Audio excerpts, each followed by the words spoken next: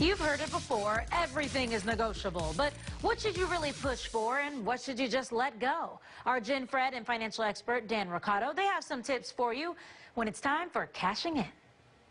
Okay, Dan, I'll be honest. I'm not afraid to negotiate for little things like a discount or a free appetizer, but what about big things? Big things you should negotiate. For example, do you have a credit card? Of course. Do you know your credit score? No. Well, you need to find out your credit score at creditkarma.com, because if you have a good credit score, anything over 700, let's say, you can call your credit card company and tell them you want a better rate. Really? Absolutely. Here's the deal. If you have a $5,000 balance, which is average, if you lower your rate by half, you're going to save $500. That's insane. Let's do it. Okay.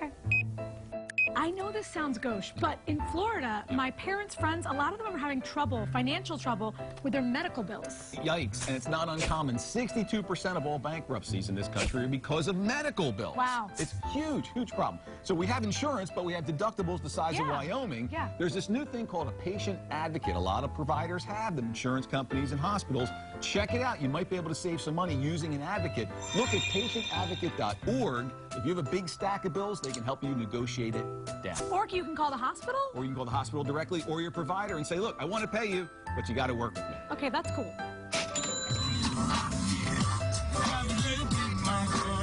Okay, here's one. Mike, my camera guy. Y'all ready? I think I'm ready. He has a daughter going to college, and he's going crazy because it's so expensive. Yeah, luckily she's smart like her mom. Here's the deal. Jen, tuition can be negotiated. Colleges don't say that, but in fact, if they really want that student, they're going to do everything they can to get the student. Make an appointment with the financial aid office, sit down with them and say, this is my first choice. Let's see what we can come up with in terms of a deal. It works? It works all the time.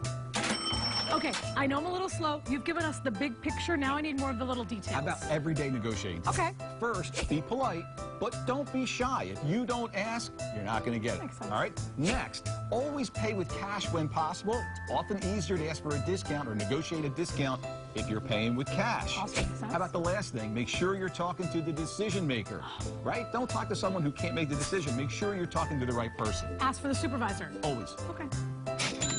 Here's something I'd like to negotiate. How much I see in my paycheck every 2 weeks. Here at Fox? Yeah.